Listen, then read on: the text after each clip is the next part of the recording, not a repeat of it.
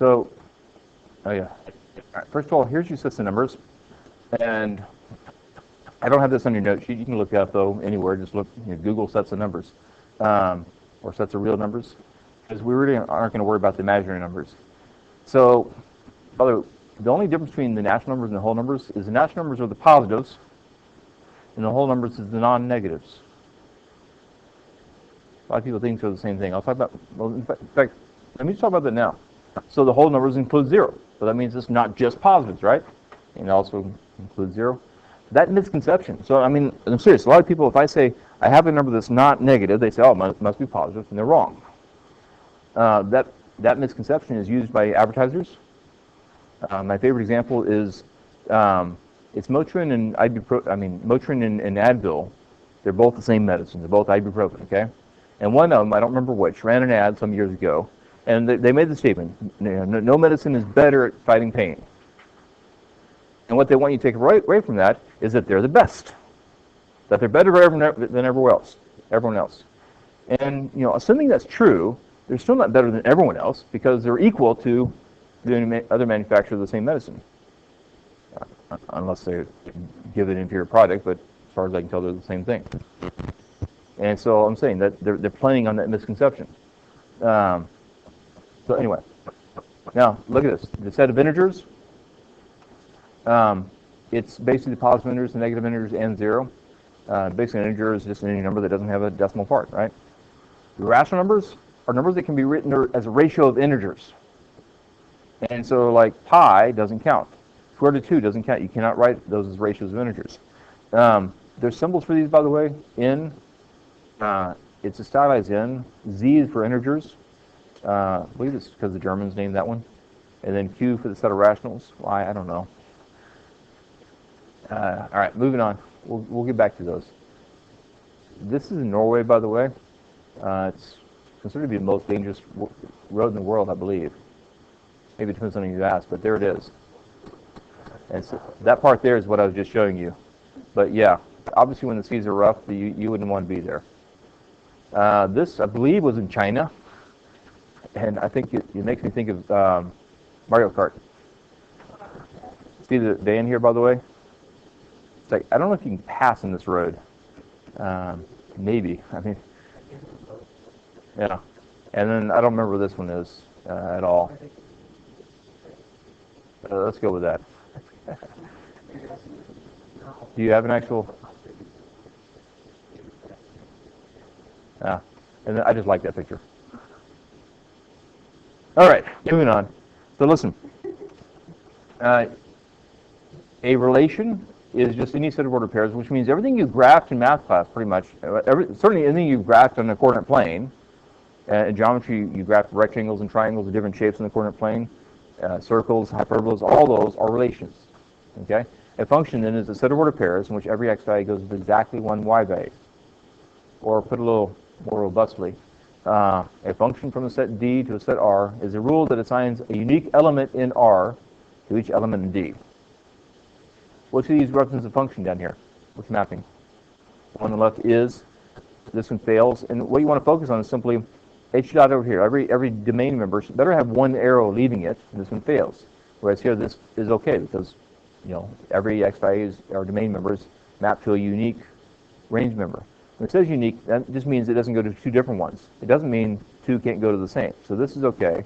This is bad. So is this a function or not? You don't have this on your paper. Just watch. No, because they're right there. This one? And even though these two map to the same one, it's okay. I like these examples.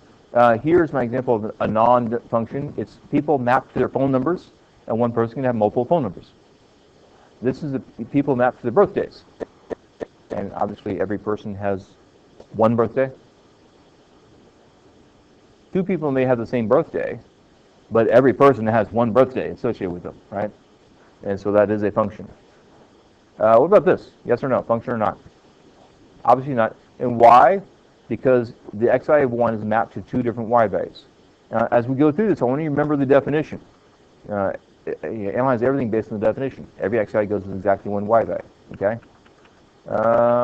Here, yes or no? Yes.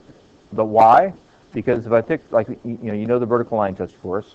The reason that works is simply because, this vertical line goes through some x value, and that x value is associated with exactly one y value, because it passed the vertical line test. If I draw it sideways, now it fails because this x value, let's say I draw it there, that x value is associated with this y value, but it's also associated with this y value. That's why we say it fails the vertical line test, because that means it fails the definition. Now, this you have in your paper. We're going to draw both of these. This first one, just draw a line with a steep slope going through the origin. Okay? Now, over here, it has the same rule, but with a domain restriction. Is that the set of positives or non-negatives? The non-negatives. It's not just the positives, it's also 0. Okay? So get used to that. I'm going to use that terminology. And don't think I'm saying positives when I'm not. So it does include the origin in this case. It does include 0 and to the right, but just not to the left. Yes? So what about the question? Is that yes or no? What is a function? It's a set of ordered pairs that obey that rule. Are you looking at the same set of ordered pairs, the same set of points? No. This has twice as many points, sort of. I say sort of because there's an infinite number on both, but they're not the same set of ordered pairs. They're not the same function. And that's what I want you to get away from, is thinking that this somehow is the function. No. That is a rule that describes how the set of ordered pairs that are part of that function are related. The y values are 5 times the x values. This obeys the same rule, but it's not the same function because it's a different domain. If I did this, and I said, y equals 5x, and x is a member of the set of integers. Well, if I graph that, then I just see same line, but it's just a discrete set of points because my domain is only the integers. Is it the same function? No. This is a different set of ordered pairs. Okay? That's what I want you to get, is that the function is the set of ordered pairs. All right? There, that's the calculator drawing those. I'll show you sometimes, by the way, how you can get the calculator to do a domain restriction. Actually, I'll just tell you real quick. Just type in the rule, divided by, okay, well, I'll have to show you how to do this still. But if you divide by this, it works. Get the math. I'll show you sometime. But anyway, I thought I could just write it down, but you have a hard time finding this. Now, the point here is that, look, you have 6 ordered pairs, which correspond to the 6 arrows, right? In other words, if I add another ordered pair, I can add another arrow, that's another ordered pair in my mapping. And so I can have a whole bunch more ordered pairs without changing the domain or the range, right? So that's all I'm trying to get across here, is that you can go from the mapping form to a table form. This isn't written as a table, but it could have been, by just taking every arrow and writing the corresponding ordered pair that it represents. All right, here you have this. Find it, and someone tell me which one of those is not a function. The first one fails, right? And now listen, it says if it is a function, state the domain and range. We could actually do domain and range on all these. Every relation has a domain and range, but we'll follow the rules. And so just scratch that one out. It's not a function. The domain here is, I'm just going to list all the x values, -2. And we like them listed in order. Look, when I say a set technically doesn't have to be ordered. It's just a set of numbers. And you don't put duplicates in a set. That's the key idea. And so like this last one, the domain is 2, 3, and 4. What's the range? 3, and only 3. There's only one 3 in the number line, right? So you don't put 3, 3, 3. I'm sorry, you don't do that. It's only one 3. And like I said, when you do this, don't try to match these up, line these up, or somehow map these to these. We just prefer them just in numeric order. Just list them. One more thing I want to emphasize here is this is the only time your domain range looks like this. If you're, look at this graph. This function. How many points are in this function? 4. That's it, right? But what I'm getting at is, watch this.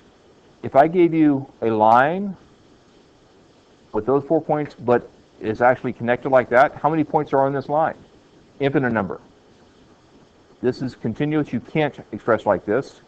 If I graphed those points, I would only see the 4 points. That's the whole function of those 4 points. So I'm just saying, if it's discrete, then you can just list them. That's the only time. Okay? Now, you have this. The first one is simply a yes. It is a function. Y is a function of x, because if you plug in an x value, you're going to get one y value from it. You can try, but whatever number you try, you'll get one y value only. This one, we're going to do some algebra on it first, and we'll talk about it. So we're going to solve for y. We're going to do this real quick. I'll show every step. I won't skip any this time. We'll do it 1 over, divide by the 2, take square root. What did I forget? Good. And look, it's not a function. Just to bring the point home, if I try 5, for instance, what do I get if I plug in 5 into this? I get 2, but I also get -2, don't I? Because of the plus minus. So hence it's not a function. One x value is mapped to 2 different y values, so you can't have that. Look, it's easy. If you see y squared in your rule, it's not a function. Or if, when you solve for y, you get y equals plus or minus, then it's obviously not a function. All right? Now, these next ones you don't have on your paper. So I'm going to make it easier first. Which of these is a function? This one's a yes because y is x squared, whereas this one's a no. So if it has y squared in it, it's a no. By the way, watch this. I could take that same rule and write it like this. You don't see y squared, but if you solve for x, you'd see that it has x equals y squared. You don't have this, like I said, just watch. When I say you don't have this in your paper, I mean focus on this, don't try to find it in your paper, because, anyway, sorry. Now look at this one, yes or no? Definitely no, because it has y squared in it. It's as simple as that. I do want to show you the algebra. First of all, I'll show you, okay, what just happened? This dumb thing. Hold on. There's the graph. Hold on. Pause. This one, I lost the algebra, but if you do the algebra correctly, you get these two, which is the top half and bottom half of that graph. So collectively, it's not a function. This one, to get y by itself, move the y over, factor out the y, and then once you have the y separated like that, you can divide by this.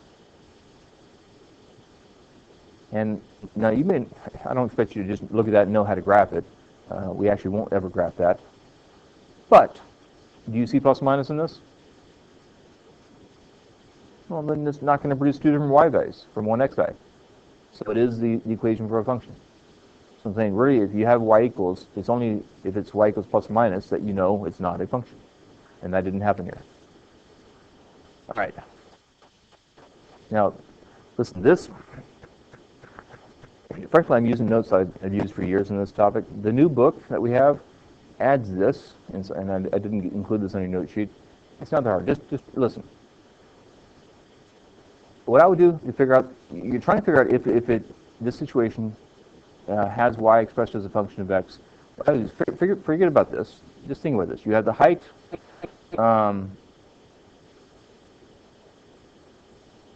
Okay, I can't read. When I glanced through this first, when I saw height, a number of books, I thought it was like the height of a stack of books. I didn't read thoroughly. I'm pretty sure this and this are not related in any way, shape, or form. So for that reason, it's just a big fat no. I would say x is not a function of y and y is not a function of x. There's no functional relationship at all. So let me change the question to a harder one.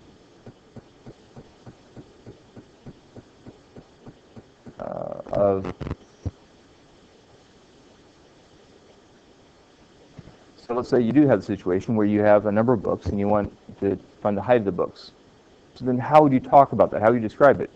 Well, you start stacking books, and how high the stack is depends on how many books you stacked, right?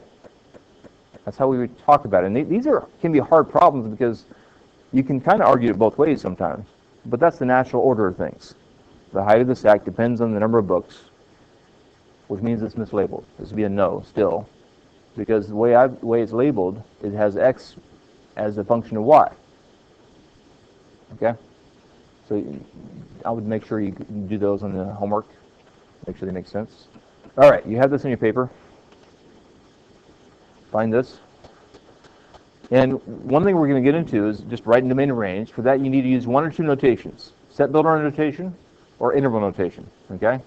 Now, with set builder, we'll do the middle one first. This is easy because I already gave you the rule. Just write this down.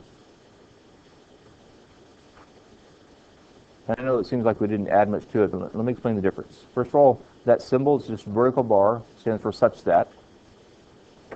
So the idea behind this notation is this shows you what the set holds. It holds just numbers, and it's numbers such that this condition is true. Listen, this original statement is just a statement about a single xi, technically, whereas domain is a set of all numbers that work for that problem. So this is the proper way to express a set in set builder notation. All right. Let's get back to this one. I want to do the same thing. Now, my x's are between 2 and 7, or actually from 2 to 7, inclusive. But that's not a valid answer, because if I put this, then it's everything from 2 to 7, not just integers. So you need to add on a condition, another condition, that x needs to be an integer. And frankly, you can put it in words, or actually, we usually put the most restrictive set, and these are all natural numbers, so I'll just say x is a natural number. This symbol technically means x is a member of, and that's once again the set. This symbol means a set of natural numbers.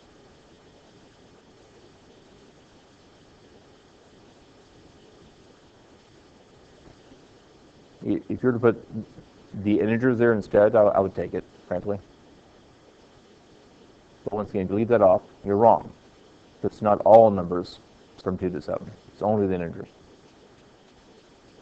Now this last one's going to be kind of similar, but with another little extra step. Oh, I forgot, I was going to show you one thing. With this whole set builder notation, watch, this does not apply to what we're doing here. Actually, let me just show you where it would apply. Let's say you had this. And sometimes what you have when you're solving systems of equations, for instance, is you have two equations that both produce the same line. And so if you're solving a system, the solutions look like this. They're order pairs. And so the solutions that we describe this way, you say the set of all order pairs such that, you just write the rule for that line. And so that's the solution set. Assuming, like I said, let's say you have one line and you have another line on top of it. In other words, you have two equations that are actually for the same line. Then the points that the two lines have in common are all the points on the line. And so, once again, what this means is the members of the set are order pairs, but it's only the order pairs that obey that rule that are actually in the set. That's the idea behind this notation. All right, this last one. Once again, we're just single numbers. It's numbers, if you're talking about a multiple of 7, then it's a number that is 7 times an integer. So this is not good enough, once again. It needs to be 7 times an integer. So you say, and we usually use n here, for an integer. There's your symbol. It's a kind of stylized E. Just draw it, like make it kind of like a sideways U, but that's is an element of.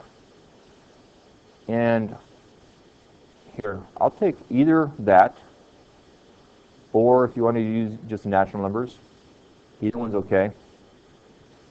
Look, we normally think of it like, 7, 14, 21, those are your multiples of 7, right? But I'm saying -7, -14, -21, they count as multiples. It depends on your context. If you're talking about negatives, then put z there. Either way is appropriate depending on what you're doing. If you're talking about number theory, it can go either way. So, but we're not doing number theory. But you can't just put that, because here n is any number. And if I do like 7 times, a third, you get 7 thirds, which is like 2.3. That's not an integer. So I'm saying you have to add that condition that n is assumed to be an integer or a natural number. Okay? All right. Now look, that was set builder notation. The other notation is interval notation. You should be familiar with. You also need to know these two terms: an open interval versus closed interval. A closed interval is one where you include both endpoints. So if you write it this way, you have equal signs and you have square brackets, right, indicating that the endpoints are included. The open interval doesn't include either endpoint. And so like I said, we use that terminology, an open interval. It's part of the definitions of a lot of our terms. Of course, you could have something like this, which is neither open nor closed. It's closed on one side only. It's just not open or closed. All right, you have these. First one's easy. It's just -2 to 12. Yes? Next one, listen, when you write interval notation, the expectation is that you write everything in order. I'm going to rearrange this one first. So the -4 is first. And I'm going to add on, there wasn't an upper limit because it goes to infinity. Now, you don't have to write that first, but that's the order you need to write your interval notation. So the answer to this question is -4 to infinity, with parentheses on both. Parentheses on the -4 because there was no equal sign. Parentheses on infinity because you can't equal infinity.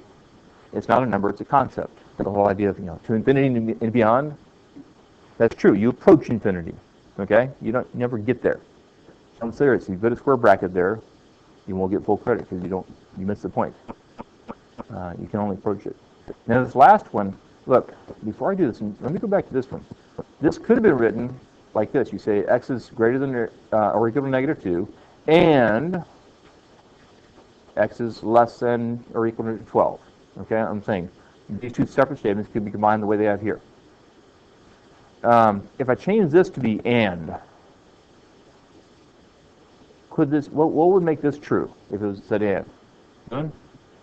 Tell me a number that's less than 3 and also greater than 54. Yeah, I mean, like 2. 2 is less than 3. Is it also greater than 54? Of course not. I'm just saying, if I gave you this, that's the empty set. That's impossible. With the or, on the other hand, you can do this. It's from -infinity to 3 for this part. Union. The union symbol is a stylized U, like that. The intersection symbol is the same symbol upside down. We're not doing that, but I'm just saying, try to draw it properly. And then the other part is from 54 on. Where did I mess up? Yeah, it should have been a square bracket, which brackets are square, by the way. Braces are the curly ones. So I was redundant when I said square bracket, but anyway. By the way, what if I tried this? I try to combine this, and I say, okay, I switch this around. So first of all, these are the same statement, right? If x is less than 3, then 3 is greater than x, yes? So I put that, and then I put x is greater than or equal to 54. Why can't I use that? Because there is no number. Like we said, there is no number where x is less than 3 and greater than 54. You just can't do that. That notation does not apply here. All right, let me say it again, by the way. These have to be written in order from left to right, always. Okay? All right. Let's skip to this. We're going to get this finished. We've done it every period, so we're going to get this done. So we got to be quick. Like the first one here is easy. Just plug in the 3, right? So, let's show that. What happens first here? Do you multiply by -3 first, or do you square the 3 first? You square the 3 first, and this dumb thing is going to be the death of me. So, this became -3 times 9 is -27, plus 6 is -21, yes?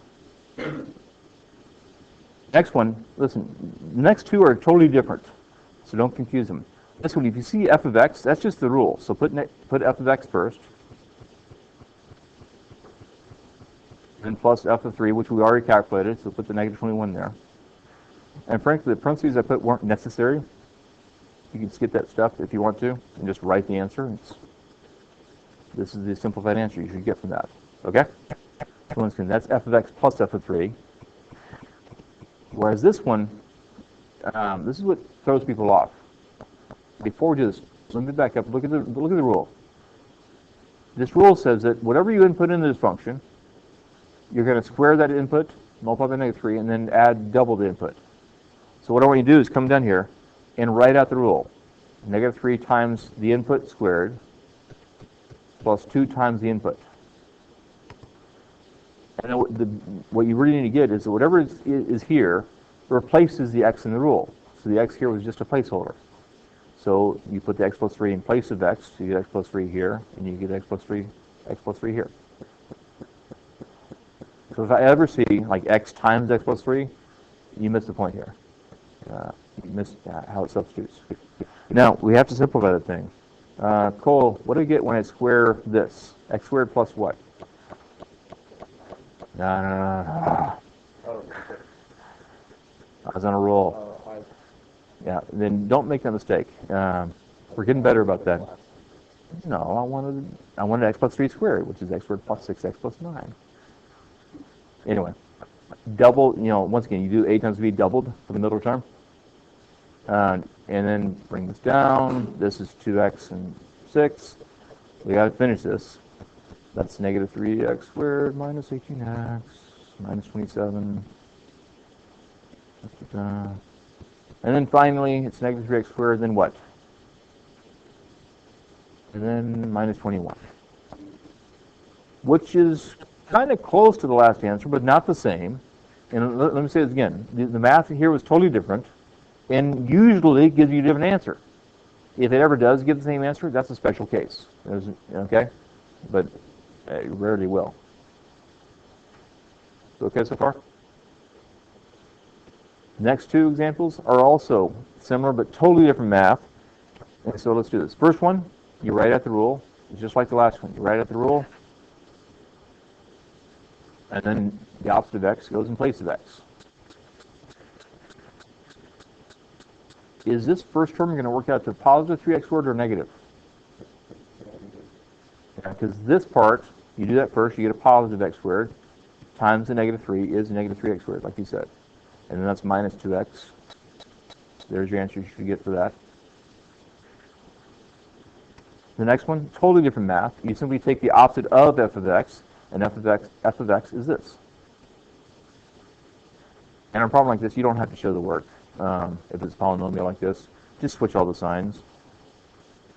That's all that's happening. And once again, like these are almost the same answer. And I'm serious, on a problem like this, almost everyone will get the same things with the signs, either right or wrong. So I mean, if there's a sign error, you're going to be marked wrong. Be careful about the signs, I'm saying. But let me say again, sometimes these work out the same answer, and that's a special case which we'll name. But usually they're different. Okay? All right, and then there's these. All right, the first one, just write it out. Negative 3, and then put x plus h inside like so. Plus 2 times, put x plus h there. Hayden, what do we get here? This becomes x squared plus what? Or 2xh. Because once again, you do a times b doubled. So x times h doubled is 2xh. And then put the plus h squared at the end. This is 2x and 2h. The nice thing is, when you distribute this, we'll be done. You'll see we'll get a negative 3x squared and a minus 6xh, a minus 3h squared, and then bring down the plus 2x and the plus 2h. And there are no like terms, so we're done. So it's kind of a pain to write out, but could be worse, actually. One thing I just want to mention now, we'll talk about this more later, but these are in the normal order that we'd like such things. What I mean is, this is called a degree 2 term, and basically this is also degree 2. If you have multiple variables, you just add the exponents. 1 and 1 is 2. So I'm saying it's degree 2 terms first, and then the degree 1 terms after. That's how we like them listed. All right, now we come to this. This is a calculus expression. It's called the difference quotient. Our main focus is just getting you through the algebra in this. And in a calculus, they can explain what it's for and what the meaning is. You want to be able to get, just have the algebra not be a problem, though. So here, f of x plus h. So just write that here. So it's f of x plus h. Keep writing in. Minus f of x, which is the negative 3x squared plus 2x. By the way, which set of parentheses were optional? Yeah. If you leave these off, you're going to get a wrong answer. All over H. All right, now listen, I really don't want to rewrite this whole thing, so I'm just going to change these signs. On your paper, make sure somehow you're clear. Like maybe make this really bold. Somehow show to yourself that, it was subtraction. You just changed it into adding the opposite. I have the advantage of being able to change the color. So, what happens here, by the way? What zeroes out? You have the 3x squared terms, and the 2x, and the negative 2x zero out, right? At this point, I would rewrite the thing. It's a common mistake people make is they try to do everything all at once. They don't kind of regroup and clean it up first. So you just get those terms over H, and then you finish it up. Each of these loses an H, a factor of H. Just divide them all by H, and that is the answer. Now let me just kind of give you an idea of what the point of all that was. The original expression, you notice the original expression, H can't be 0, it just can't, because H is the denominator. You can't divide by 0. But you could talk about how this behaves as H gets close to 0, okay? And look at it. The final answer looks like this. What would this be approaching as H approaches 0? Well, think that as H approaches 0, this part kind of fades away, tends towards 0. So you'd be left with negative 6x plus 2, which is significant. It has meaning in calculus, all right? And so we'd say the limit of this expression as H approaches 0 is negative 6x plus 2, which like it would have a name, but we're not going to go there. All right, real quick, this I've shown you before. If you're trying to do this with all the same x value, you could just store x, that number into x, right, stow, and then just type in those expressions and it would spit out the answer. So that's a little reminder. Wait, wrong way. All right, we're skipping over this. Domain and range. And you have this on your paper. It's the top left corner of the next sheet. Listen, domain range, people mess up all the time, okay? Whether it's from the graph or algebraically. First of all, let me say this, like it says here. The domain is assumed to be everything, all real numbers, unless for some reason exclude a number from it. And so the two reasons you exclude is one is mathematically impossible, or like it shows here, if there's some special situation you're dealing with, like here, R, you can't let R be negative or 0 really, because if it's 0, then you don't have a circle. Now look at this. If you're looking at the graph, people mess this up quite often. So this little technique is very helpful. All you do is, from every point in the graph, map to the x-axis, and what you've done then is draw in your domain. If you map to your y-axis, you've drawn your range. Now this is a simplistic picture. You wouldn't need that technique here, but I'm saying if you're ever not sure, if it's a weird picture, do that, okay? All right, we'll do a couple of these. This one. Let's see, domain. By the way, the assumption is this is a computer-generated graph. If the graph goes to the edge of the screen or the edge of the grid, you should assume it goes on forever. So the domain here is all real numbers. You can either put negative infinity to infinity, or the symbol for all real numbers. Okay. What's the range? It's bounded between -1 and 2, but it doesn't ever touch -1, but it does hit 2. You're supposed to assume the maximum does hit right there too. Okay? And that whole mapping thing I was showing you could help here. You just map straight across, and you hit every y value, except you'll never hit -1, because the graph never touches there. Now, talking about zeros, write this down. The zero function is x such that, it's an x value, such that f of x is 0. That's what 0 is. In other words, it's an x value that makes the y value 0, right? What's the 1, 0 of this function? 1. If you're looking at the graph, these zeros correspond to the x-intercepts, okay? If I give you the equation, sometimes you'll find zeros that are imaginary, and then they don't correspond to x-intercepts. But like here, the zeros, we'll do that first, are simply 2, 4, and 6. Because those are the x values and make the y value 0, so that's where the x-intercepts are. Now, what's the domain of this one? From 1 to what? to infinity, positive infinity. So if you graph that, you'd be going along the x-axis in the direction of positive infinity. A lot of people mess it up and put negative infinity, but that's the y values.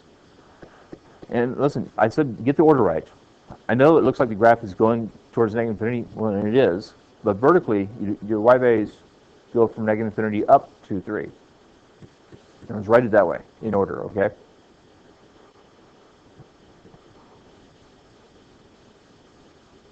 I think we can do at least a couple of these real quick. The domain here is everything up to 0. And everything.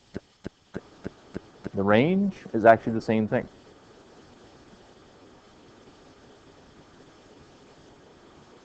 When you come to the domain, you can see there's vertical asymptote at 0, so the function is not defined there. And vertically, you go across, and the function exists everywhere except on the x-axis, where y equals 0. Here, just get it right. In other words, this includes 0. A lot of times, a lot of these parent functions that we're looking at, the only difference is some of them include 0 and some don't. I'm saying be careful about that, okay? We're going to skip over to this. I need to get through this algebra, okay? Now, listen, what did I say? The domain is everything except for, well, what doesn't work mathematically. Let me just get this straight. Which of these doesn't work? The top one. This one we say is undefined. The bottom one is defined. It actually equals 0. All right? Because 5 times 0 is 0. You try anything here, nothing times 0 would ever be 5. So the point is, you can't let the denominator be 0. So write that down. You can't let that expression equal 0. So the domain is all the numbers that make this not 0. Factor, then stay with us. And you find that x can't be 3, nor can x be negative 1. And we're just write it up properly with a separator notation, and there's your domain. And listen to me. If you put x equals 3 and negative 1, you couldn't be more wrong. Because it's everything but those. So make sure you write the answer correctly. It's all numbers except for those two. Okay? That's one situation. Just you can't divide by 0. Here, you're taking the square root. What can you take square root of? You can take square root of positives. Can you take square root of 0? Yes. Square root of 0 is 0. So in other words, positives and 0 are okay. In other words, what's okay is for that to be greater than or equal to 0. You just can't let it be less than 0. Because you don't want to take square root of negatives because that gives you imaginary numbers, and we don't want that. We want our functions to be real valued functions. Move the 3 over, it becomes negative. When you divide by a negative, that's when the sign switches, right? So you get less than or equal to 3 halves. And there you go. Set of all x such that. And that's your domain. On something like this, I strongly recommend testing some points. Make sure you got the symbol right here. So like try 1. 1 should work. And it does. When you plug in 1, you get 3 minus 2 is 1, and square root of 1 is 1. By the way, if you plug this number in, you get 0, and square root of 0 is 0. It works. That's why the equal sign is there. 2 is bigger than this. If you plug in 2, you get square root of what? Negative 1. Square root of negative 1 is imaginary. It shouldn't work. It doesn't work. Okay, so I'm saying something like this. This last one, listen, you can't let this be 0. Because it's in the boundary. You can't let it be less than 0. So it can only be positive, or greater than 0. So it kind of combines the last two. So it's only the numbers greater than 5 that work. And once again, like if you try 6, it works. If you try 4, it fails because you get square root of a negative. If you try 5 itself, it fails because you get division by 0. So that's your 3 times where it fails. This last one is simply all real numbers. And a lot of people say, oh, it's everything except for 3 and negative 3. No. If you plug in 3, you get 0. If you plug in negative 3, you get 0. Those are numbers. Okay? So the domain includes all real numbers in this case. There is no issue. So be careful about that mistake. And there you go. We're done.